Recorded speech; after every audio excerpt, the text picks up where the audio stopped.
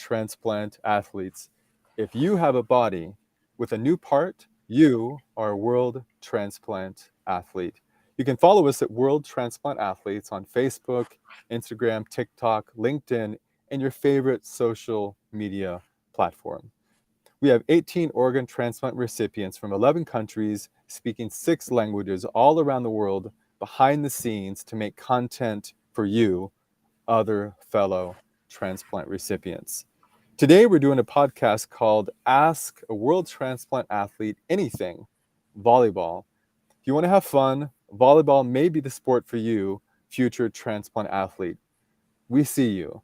You may be lying in your hospital bed today, but tomorrow you'll be walking and playing sports. Today, we have 2 transplant athletes who love volleyball. So the format for this podcast is that I'll ask some questions of the guests. Now, if there's other questions that you have, if you're watching us live, you can put them in and we can ask those questions as well. If you don't get us live today, you can watch the video later. So let's get to it. So I have 2 guests. One will be joining us in a few minutes. Her name is Holly from the United States. And like many transplant athletes, she is lucky enough to run back and forth between multiple doctor's appointments. And the second person we have today with us live is Marco. Marco, welcome to the show. How are you? Ciao, Zach. I'm fine, thank you. Very good. So it's just going to be me and you for a few minutes, and then Holly will join. So Okay, perfect. Marco, just a few questions for you to start with, and you can take a few minutes to respond because we really want to connect you, a transplant recipient, to another transplant recipient. So first of all, what's your name? Where are you from, and which transplant did you have? Okay, my name is Marco Mestriner, and I'm from Italy. Treviso is my city. Treviso is near Venice in the northeast of Italy. And I'm a kidney transplant. I had my transplant 11 years ago. What was the cause of your transplant?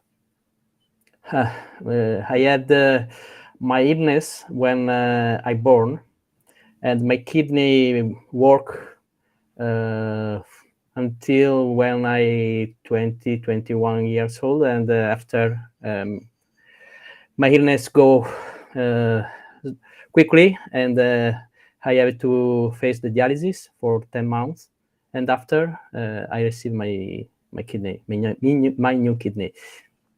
Okay, excellent. Thanks for sharing that so much. So It's a yeah, chronic illness for my kidney from okay. my born. Okay, so if anyone is out there who's a new transplant recipient, here's a transplant recipient who has a chronic thing that eventually caused his kidneys to fail. He needed a transplant. So, you can get active at some point in your life very soon. So the first question I want to ask for you, Marco, is there's a lot of sports to play, right? And there's many sports with balls. So you could have soccer, you can have basketball, lots of sports. So why volleyball? Why is volleyball such a good Mm. sport for you? Volleyball is for me because I choose volleyball because after a transplant, I didn't know which type of sport I could do, and before the transplant, I played basketball for 20 years, and I love sports team. But after the transplant, I thought that the basketball was too much dangerous for the new kidney, and I started with the archery. Okay, but archery is a single sport, and I was little worried, and I wanted to return to a sport team, and I thought that the volleyball could help me to found again the team's the team soul. Okay, and I tried to start this new sport for me after transplant. Oh, okay. I was going to ask you, as a new sport for you. So maybe because what you mentioned in your answer, Marco, is that you were playing one sport. You said basketball you really liked, but you felt after your transplant it might be too dangerous. So then volleyball, did you feel like it was going to be less dangerous? I mean, tell us about your feelings about the danger of volleyball? No, it's different because when you play basketball, you have the players are Ah, very close in the court. Instead, in the volleyball court, you have a net that divide the two teams, and the only contact that you have is with the ball, and you don't have a contacts with the other players. mm, And when you learn the technical techniques of the volleyball, okay, the movement, you have the pretty sure you are pretty sure that you can play with the safe for the organ. hmm. Yeah, okay, thanks. Yeah, that makes a lot of sense. So, and I like the way you described it. I mean, in basketball, it's a small space, so people are going to bump into each other. Yeah. But volleyball, the chances of you hurting yourself with someone else are very, Yes. very low. Yes. And the And people you're, especially if you play basketball without to know how play basketball is very dangerous, because sometimes I play basketball even now, but I know where I can where I can touch the ball, or where can I stay in the court. And for me, it's more easy to stay safe in the basketball court. Okay, it's important to know where you can go in the court, Mhm. how you can to do with the ball. Yeah, I mean, it sounds like you made a really strategic decision based on your transplant to play volleyball, based on your sense of risk and injury, and you wanted Yes. to continue to play some sports. Now, you also mentioned in your first answer that volleyball was really nice because you had the opportunity to really be social with people. Why is that so important for you? Because some people say, "Oh, I want to play sports by myself," but why for you is playing sports with other people so important? For me, it's important because you can share the feelings about the sport during the training, or during the games, okay, during the championship, or during the victory, or Uh, the lose, and the team can grow together and can learn together from the defeats. And for me, it's very important because every teammates can help each other. Okay, and mhm. for me, it's very important this. Okay, thanks, Marco. So another question. This is kind of just general before we talk about a lot of volleyball specifically. So, how long was it after your transplant operation did you begin to be active again? Like Oh, how long was it? I waited about 6 months, and I started with archery, and I play with archery from about 2 years. Okay, and after 2 years, I started with the volleyball. Okay, so 2 years. So what do you remember? So so so for the volleyball, 2 years and a half about Okay. from the transplant. So do you remember your first exercise after your transplant?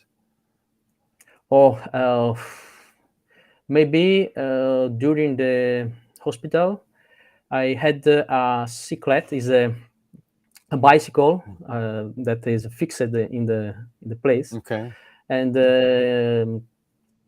I remember that every day I did some minutes in this bicycle. First time 10 minutes, second day 50 minutes, and when I came back home, when I go home, sorry, I went home. I started to Mhm. walk in the street and in the stairs, because for me the stairs was very difficult after transplant, because my muscles was uh, very weak. Okay, Mhm. and I had to recover my energy. Yeah, well, that makes sense. And so, again, like what I'm hearing from you, Marco, is that so many of your thoughts about exercise and sport are extremely strategic. So, you walked and you rode the bicycle a little bit, in order to prepare yourself Yes. to do more things later. Oh, it looks like Holly's here. So we're going to have Holly join us here online and live starting now. Holly, how are Yeah. you? Hi. It's good Hi, to have you with us. Marco. Sorry. Sorry for the delay. As we all It's know, okay. I just shared with doctor's everyone that, appointment. yeah, that you get to have the fun of doctor's appointments, right? Yes, and they never go timely. No, So, they never go timely. So Holly, to kind yes, of get but you up to speed, I wanted to ask you a couple of questions that I asked Marco already, just some basic ones. So first, your name we know is Holly, where you're from, and which transplant did you have? my name is Holly Miyagawa. I am from Hermosa Beach, California, and I had a kidney transplant 22 years ago. Okay. Now the next question I have, I already asked Marco, but I really want your answer as well, is there are a lot of sports that have a ball associated. There's basketball, there's baseball, there's a lot of round things in this world. You could choose Right. any sport, any sport. Why volleyball? For me, actually, it just for me, I started in grade school, like a fun sport. I was very shy.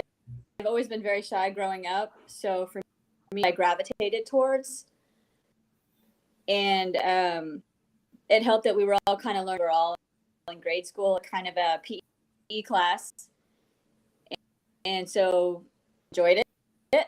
And I had some, really good coaches that helped me along. And side, I still loved it. Kept trying to grow taller, but I knew that. And you couldn't grow taller, but you continued to play anyway. No, yeah, I enjoyed it. It's for me, it's a team sport. Is it helps. For me. I just like the team camaraderie of everybody. Okay, yeah, Marco mentioned some similar things, that the team is really important. Mm-hmm. What's really interesting about you guys' answers is that Marco started volleyball, after his transplant, and he had like a very strategic view on why he wanted to do volleyball, not other sports he was doing. But you had been playing volleyball before your transplant, and then Yeah, you continued afterwards. Did you have any correct. worries about continuing to play volleyball after your transplant? Because I think one of the things I want to make sure is, if someone's brand new and they're in the hospital today or just recently received a transplant, maybe they're thinking about doing an activity, but kind of nervous. Did you have any Right. nervousness about playing volleyball after your transplant? That was actually one of the first questions I asked, especially while I was on energy to do anything. So I kept thinking, as soon as I get my transplant, I can. And luckily, my doctor said, "Yes, you'll be fine. Obviously, take it easy, take it slow." So I was definitely nervous about it, but one of my goals, I'm sure with Marco as well, it just gave you goals to shoot for, to aim for, to get back up exercising. I remember the first week after my transplant, I went to my brain said, get the mail, and it's about 10 steps down. I go down to get the mail, and I didn't have the energy to come back up. So I just kind of took some deep breaths, and realizing that my brain hadn't caught up to where my body was, work my way up. Okay, yeah. So what the thing about your answer that kind of stands out for me, again, I'm always thinking about someone in the hospital today, is that how Mm-hmm. important it is for you as the patient to talk to your doctor really Yeah. quickly. Say, hey, can I go for a walk? Can I go outside and take pictures with my grandchildren? Whatever like small activity you Mm-hmm. want to do, like as a patient, when you're in the hospital, before that even, really start talking to your doctors about, when can I do the activity I want to do again? How can I do that? Right. So thanks for that. So now I have the kind of questions that I'll probably ask Marco, and then Holly, you can have the same question, but maybe you'll get different responses. And this is kind of the fun part, I think, of this format. So the first question maybe is silly, but I'll start with Marco this time. So Marco, what do bump, set, and spike mean? For someone who's never played volleyball before, what do these things mean? Bump, set, spike. Okay, I want to start from set because when Okay. I learned the volleyball, my coach said is the main technique that I had to learn to play volleyball because with the hands we can control the ball, and that is the simplest technique that I could start for play volleyball. Okay, and set is the usually the second touch for the team. Okay, and this technique is helpful to do the spike. That is normally the third touch for the team. Spike is the attack. Okay, attack for the to try to collect the points for the team, and yeah, no, thanks. I know for you, this question's really, really basic, but I'm always thinking, okay, someone wants to try volleyball as a transplant recipient, you know, like maybe they want to know of these few basic details. So Holly, I know it's the same basic question, but for you, for your training, what do bump, set, and spike mean? And why are each important? How do they interact with each other in the game of volleyball? Right. Well, and again, this is where the team camaraderie comes into play, is basically the serve receive. So the other team serves the ball. You have to actually bump it. That's your first contact. Your key is to bump it to the setter contact, as Marco said, and then the setter is to set it up for the spike in order to get. Back in the day, we used to only be able to serve and get a point, but they had volley scoring, which means if someone serves the ball and you pass and it doesn't, you know, you don't pass it well to the setter, the other team will get a point. When the ball, if you do pass, bump, and then set and spike, then you can then get the ball back, continue playing. But for us, I learned that the bump was the first. Holly, we have to say that in the volleyball sport, we have maximum 3 touch for team, and correct. We can't touch the ball four times in the team. Yeah. Right. So for me, the bump, is the most difficult technique to learn, because you have to learn this technique for the defense, but only to receive the serve of the other team, and it's the basic, to build the game in the team. But it's very difficult because it's very important that the first touch is maybe the most perfect as possible for the second player. Correct. So Holly, you were talking about, thank you, Marco, about the 3 touches. So you're talking about the serve and the reception, and that's when the bump, set, and spike begins. And then you started talking about scoring. So do you want to talk about scoring a little bit, Holly, since you brought it up as an important thing to know about the game of volleyball? Well, there were two versions: side out scoring, where you had to serve to actually score a point. Scoring. So let's say you serve it into the net. Not only do you lose the ball, the other team gets it speeds up the process of the game. We used to only play to 15, and now 21, depending on where which country you're in or what tournament you're playing. A big change, because a lot of times if you serve it into the net, that's not a problem to the other team. But now if you serve the ball into the net, the other team, and so that's a big change that they initiated many years ago. Old school type players like me, that was a very big change and an adjustment. So then I think thanks for that. So Marco, now the question's Sure. to you. Mm. How many people play on each volleyball team? Oh, in the court, the team is 6 players for team in the every court. Okay, but the complete team can be formed of 12 players. Okay, and you can change during the game some players if the coach want to change something in the game. Mm-hmm. Now, what about Holly or Marco? You can answer this. So there's 6 players on each side of the net for the 2 teams. Now, how do you organize those 6 players? I mean, I imagine, so when I watch volleyball, it looks like taller players are going to the front, but if there's a rotation, the taller Okay. players are in the back. So how is the organization of those 6 players? I'll let you do that. You're the coach. For simplify the game, we have 2 lines: the first line and the second line. First line is the players that is stuck. Okay, the second line is the defense. But each point that the team do, okay, the team in the court have to rotate, and every player can pass every position in the court. Mm-hmm. Attack and 3 positions in the defense.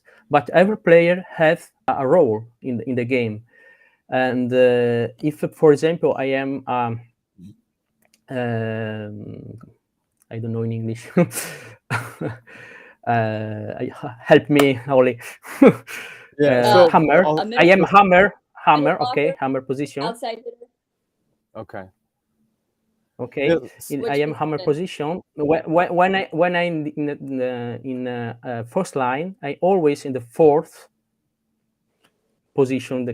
Because in the position of the court is a 6, 1, 2, 3, 4 in the volleyball court, and usually when I play in the first line, I'm in the 4th position, and usually when I'm in defense position, I'm the number 6 position in the court.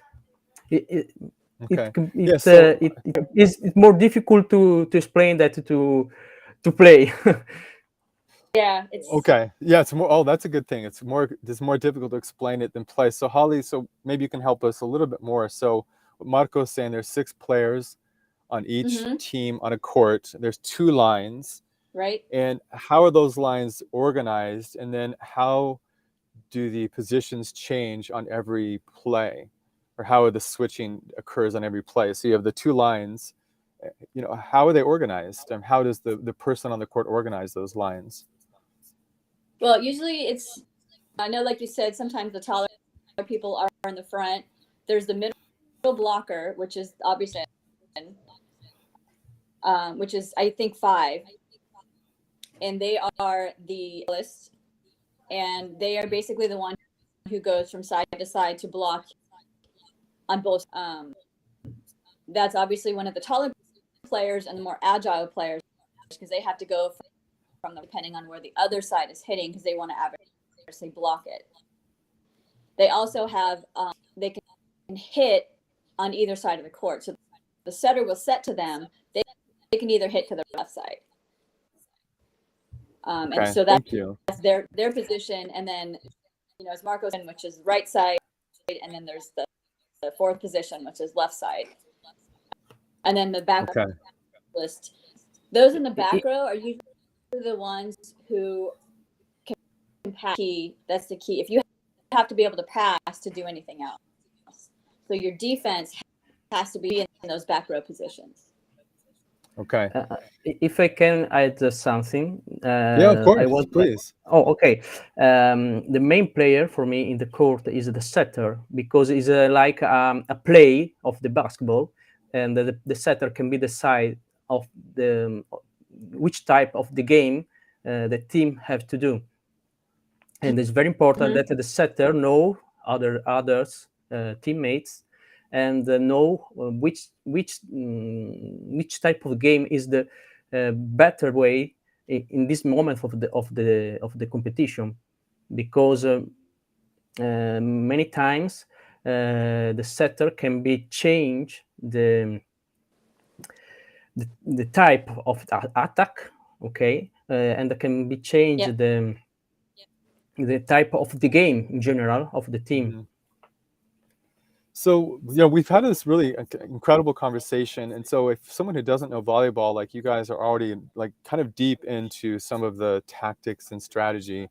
Right. And if you've never heard of volleyball before, it's like, wow, my gosh, this is really complicated. But oftentimes if I'm walking, in a park, I see people playing, and I'm pretty sure it's called jungle ball or some sort of recreational type of volleyball. Right. Yeah. Yeah, what is that kind of volleyball versus what you guys are talking about, which is organized, serious players? Like, what is jungle ball or recreational type of volleyball versus what you guys are talking about? For me, if I can translate in my mind in Italian type, I think that is like our green ball, okay, that the players play in the garden, okay, or in the beach, that is beach volley, and this type of volleyball is only to enjoy, and everybody can enjoy in the game because Right. It just hit it, right? yes, Just hit it. you have to respect the three Uh-huh. touches of, and you have to put the ball in the other court of the But what about just one to, touch? I just want to yes, get it yeah, over. I'm nervous. I just want to yes, get it back, right? yeah, yes, Yeah. setter. Okay. So that's more like recreational Yeah. volleyball that you see Yeah. like at parties and things like that. Correct. Okay. So I'm going to change the questions a little bit, guys. So do you ever play? So I'm sure I know the answer, but maybe you can talk about this a little bit. Do you ever play with non-transplant recipients? And when you play with non-transplant people, do you get nervous because you're aware that you have a transplant, obviously, and you look at the other person and think, gosh, they're so lucky they don't have a transplant. Do you have any nervousness when you play? I'll start with you this time, Holly, about playing with non-transplant people. I do not know. Right now, USA is obviously a very big country, so I play with just people. No one has had a transplant that I play with. Mm-hmm. So, in fact, that's why I really enjoy playing with through, and they're also forgiving if I can't make it for whatever reason. If I'm coming back from an injury, they go easy on me. They don't have my cardio strength. My passing skills might not be there. They're my friends. They know, they understand. Okay. Playing, at recipients is just as great. But for me, it was more of just getting out and playing transplant versus non-transplant. Okay. So for you, there's no fear. It's just another person playing the sport that you love. That's all it is for Correct. you. Yeah. Yep. What about you, Marco? Do you have any concerns or problems when you play with Oh people who are no! non-transplant? No. For me, this is the same. I play in the federal team in Italy, and I do the championship in the federal competition. Okay, and when I play with my national transplant team, usually we play with no transplant persons again. So I think that is no problem Okay. to play with the only thing that I think that when I do my trains, sometimes I saw that I need too many time to recover the time of after the train to recover the energy, because maybe do it to the drugs that we take for the transplants. Great. So I'm going to get to that question in a second, but first I want to ask you guys both. So let's say you're a brand new transplant recipient and you want to start playing volleyball. I mean, what's the best way to start playing volleyball in an organized team? What kind of equipment do you need? I mean, give people a sense, and I'll start with you this time, Marco. What do a brand new person need to start playing volleyball? For me, the best way is find a team which can be have a right level of the game. Because if you want to play volleyball, you have to find a team to play. For me, is the best way. Yeah. What about you, Holly? What's the best way to start if you're a brand new person? It's exactly what Marco said. There's leagues or there's recreational groups that way you can learn to play, and conditioning to keep up and keep the stamina going and learn the sport, especially if you've never played. It really helps to learn and understand the rules. So finding a team to play with will definitely help you learn, especially the different positions and who goes where. Sure, that makes a lot of sense. So would they just look up online, type in Google, find something, and then contact that person? Is that kind of what you recommend? Oh yeah, especially with the Olympics that just happened. Both watching the beals or the indoor six sprint, you can see them. I mean, as Marco said, the setters, and for anyone who watches, especially the professionals, the setter's the one running around. The second ball belongs to that setter, so they need to go wherever that person has found a good defensive specialist to pass it properly, so the setter doesn't have to run all over the court.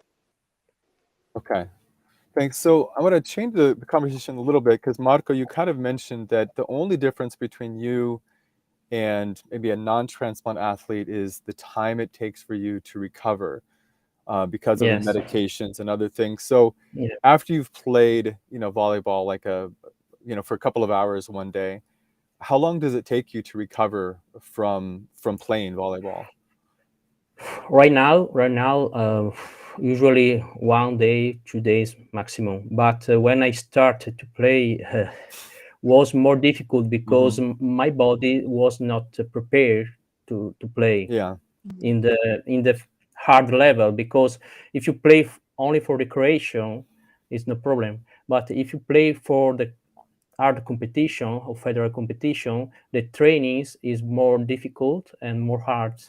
And in the start, especially in the start when you start play, it's too hard to recover the energy for the muscles or for the articulations. And but right now I do 3 or 4 trainings by week, and my body is prepared to support the training. The training. Yeah. What about you, Holly? When do you have any time it takes you to recover from playing a lot of volleyball? It's kind of what Marco said. It was the challenge. You have to kind of train yourself to get the body and your muscles remember what you used to do, or just get used to. For me, I play 2 to 3 times a week as well, but I play on the beach. There just aren't a lot of indoor volleyball, areas available to me. But I live by the beach, so we play on the beach every weekend, and we play. You live next to the beach? Oh my gosh, Holly, that's so difficult. Yeah. How do you manage? Yeah, so it's I'm very, I can definitely just the conditioning. It takes a while. I mean, and you feel it. Yeah. So anyone your body. Oh, sorry, Holly. I think I cut you up there a little bit. I'm sorry. Oh, that's okay. Yeah, so I think one of the hardest things, and this really is especially for someone who's maybe they had their transplant 3 months ago, 6 months ago, 9 months ago, and they're feeling better. Like your energy tells you want to basically train every single day because you love it, your body feels good, all these amazing things. But the research in sports science, across the board for non-transplant athletes is the importance of recovery and taking breaks and so forth. And that's really a difficult thing to do. So I'll start with you this time, Holly. You get into that zone, you love playing, you say, I'll play tomorrow again. I feel good, it's fine. So on the days when you have to force yourself to be disciplined and not play, what do you do? Like, do you have a different activity that you do that's lighter? Do you try to stretch? Do you try to sleep more? Like, what does your recovery day look like?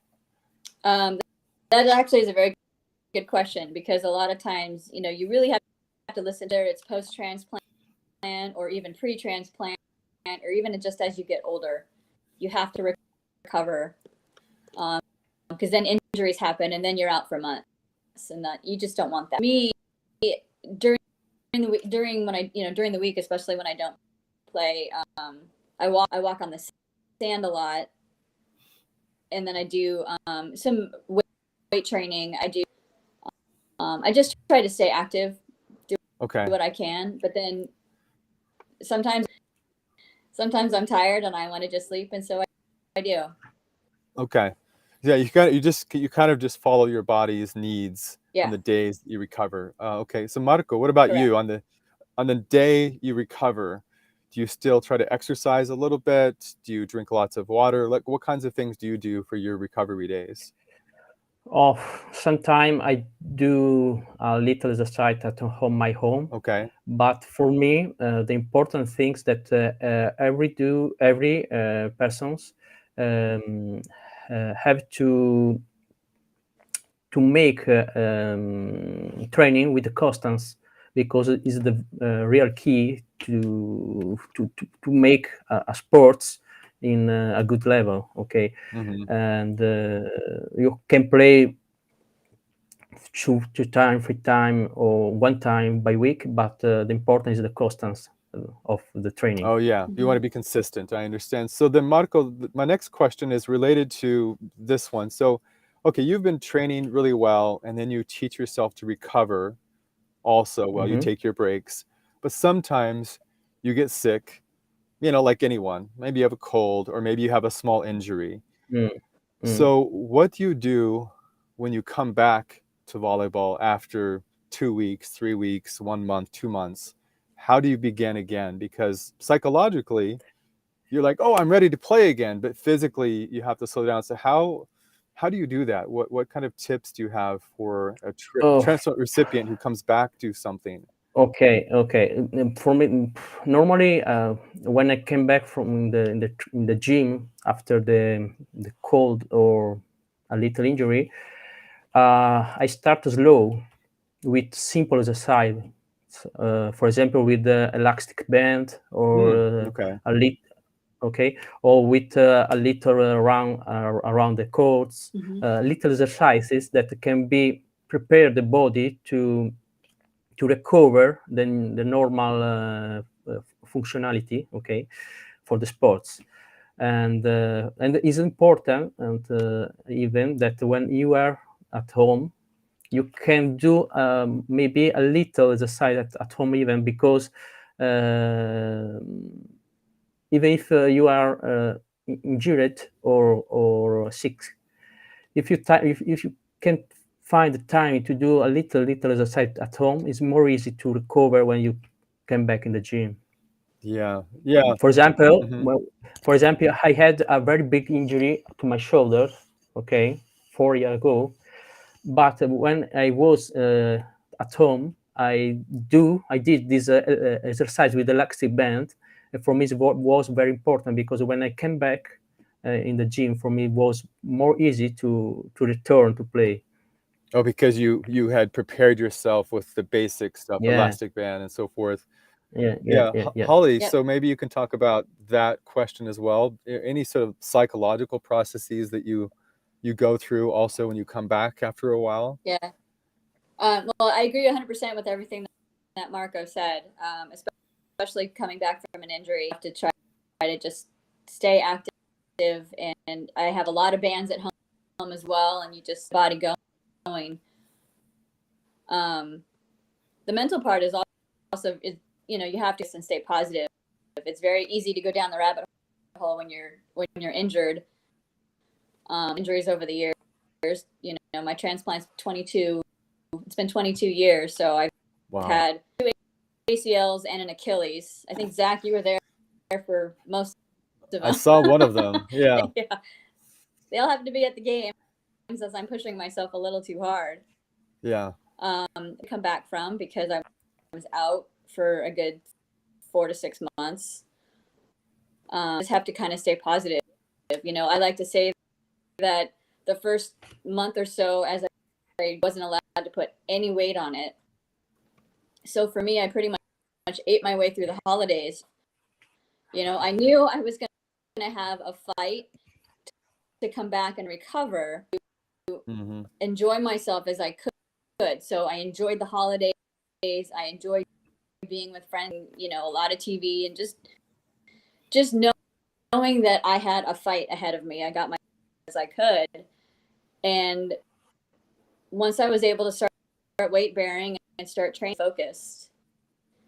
And yeah I mean, it was challenging. There's no doubt. So I'm thinking about a new recipient. So, you have your transplant, you're feeling better, and maybe in your mind you think it's going to be all one continuous line, but life continues, and life is not a straight line, and there might be these moments. So all of the training you gave yourself as a recipient, you're going to use that training over and over again to come back to athletic training or just walking or any activity in the house, any basic movement. Yes. So I'm just trying to give people a sense of this is something you want to prepare for. And the more you can think about your the psychological aspects and the physical aspects together is going to help you a lot. And that's kind of what Marco and Holly are sharing. Marco, did you want to say something else about that? No, for me is I agree with the Holly, and I think that the basic movements is the more helpful way to recover any bad situation. Yeah, good. So I want to keep these these podcasts around 45 minutes, and so I have one more question for you guys, and both of you guys mentioned this independently. So Holly, before you were on the podcast, you both talked about how important it was for you to play on a team. And so you can talk about that, but also, can you also share with new transplant recipients why, for you, having a team is so important? Do you think it helps your transplant health? And if so, why? So Marco, maybe you can start this time. Why is it so important for you to play on a team? Because both of you said team is so important for you as an athlete, as a recipient. So Marco, maybe you can start, please. Oh, I have two reply for these questions. First reply is the team in general. Okay, help every single player into the team. If I have a bad period, I can share that with my teammates. A teammate help me to go better. Okay, but for me, it's even important to play in the transplant people team because I can share my my story, my doubts about the sports, about the transplant, about how I can play the sports with other persons, and this helped me very, very much to continue to play volleyball or other sports in general. Okay. Yeah, thank you. Thanks so much. So Holly, what about you? Why is the team aspect so important for you? Well, it's kind of have too much to add to it. Playing with the team, especially we're also transplant recipients. We've just all been through so much together as one and work together as a team. As Marco said, someone even off the court, who loves prednisone? We all hate prednisone, yet on the court and as a team, they've all been through. For me, I've grown up playing on team sports, so of working together as one for a common goal. And playing together. If I have a bad day, but my friend has a horrible, her or him, and it just makes it more fun to me. Team, and you can learn as a team, especially, not all 6 people, so you have to be able to pull them up as well, because you're going to I mean, what I like about Marco, go ahead. No. I want to add only that for me is the team is more beautiful to celebrate the victory together. Okay, in the team, Yeah. as it more easy to grow up in the team after the defeat. Because if you do a single sport, you are you and you, okay, and especially when you have defeat to face the defeat, maybe it's more difficult to Yeah. recall the positive mind to face the next Yes. competition. But in the team, you can grow together more easy after the defeats. Correct. Yeah, absolutely. What I love about transplant, participating in activities, sports, exercise with transplant recipients, other transplant recipients, is that you can feel normal. You don't have to explain yourself. You can just feel normal. I think that has a lot of value. So if you're watching this and you're new to this, try to find a group, and it can be, world transplant athletes. It can be your local group. It can be any group where there's value. Try to find a group where you can connect with and feel that connection, because feeling normal as a transplant recipient is a really nice sensation, because you don't have to feel that you're always different from the rest of society. So Right. anyway, we're out of time right now. So I'd like to thank so much Holly and Marco. Every conversation, every podcast is a work of art. So hopefully you guys enjoyed today's podcast. This is Zach Brooks. If you have a body with a new part, you are a world transplant athlete. You can follow us at World Transplant Athletes, your transplant family online. Click on Instagram to check out our 1-minute version of this podcast. This will also be on YouTube and Facebook very, very soon. So Holly and Marco, once again, thank you so much. Thank you. Thank you. Thank you.